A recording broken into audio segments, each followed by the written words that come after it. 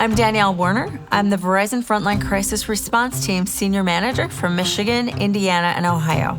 I always wanted to be in law enforcement. It was just always a calling that I had. Took university and also went to college for law.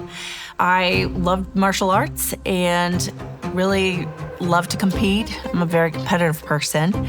And I started in boxing for 3 years, switched to kickboxing for about 10.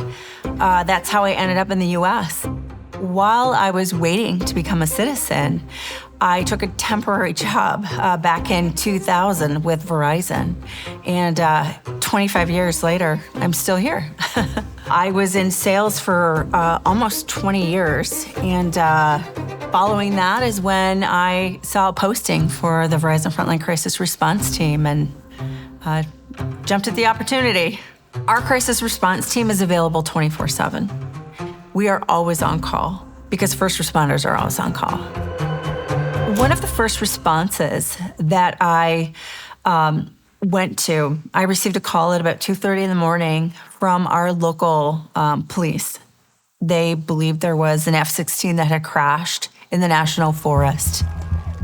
So we hit the road right away. And on the Verizon Frontline Crisis Response Team, it is our goal to get out the door as quickly as possible.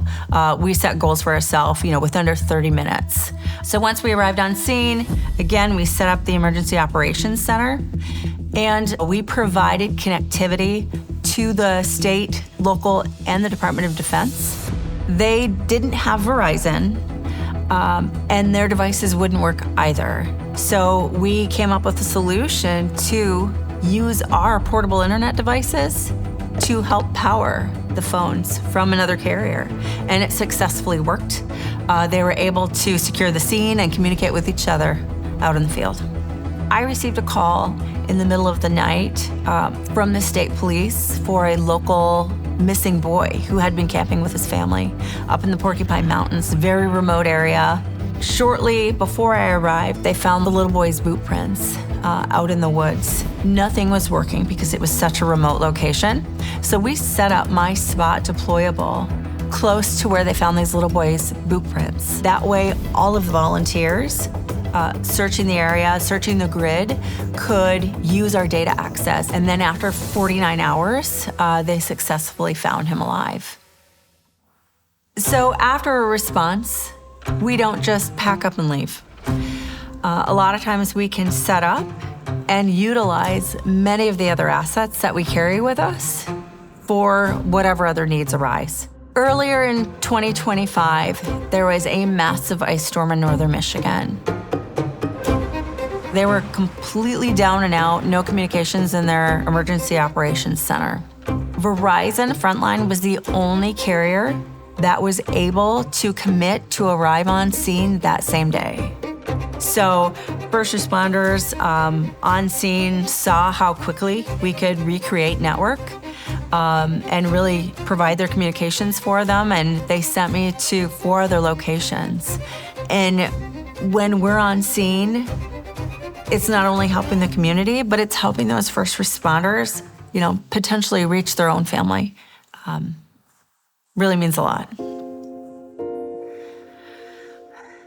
A lot of times when we're on scene, you're seeing, again, just the worst day that people may be having. You're seeing destruction. I look back at a large tornado that I responded to, and no street signs left on the road. The homes were really 2x4s. And I got out of my truck to safely, turn around my trailer.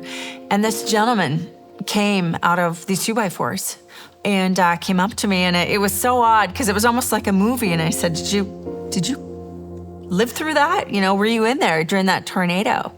And he said, yes. My wife and I survived in the basement of our home. But before I left the scene, this elderly gentleman said, "Can I give you a hug?" And I just thought, this man has just lost almost everything. And he gave me a hug and thanked me. And I thought, I'm just there doing my job. And It was just very heartwarming. It really helps me realize the impact that our team makes, not just on first responders, but on the community as a whole. Over the last 5 years, on the Verizon Frontline Crisis Response Team, I have responded to natural disasters, to hurricanes, mudslides, tornadoes, but I've also responded to ransomware attacks. It doesn't matter what the scenario is, Verizon is prepared to respond for whatever critical needs our first responders have. We're the real deal. We have experience, we are prepared, and we are ready to deploy at any time for their critical needs.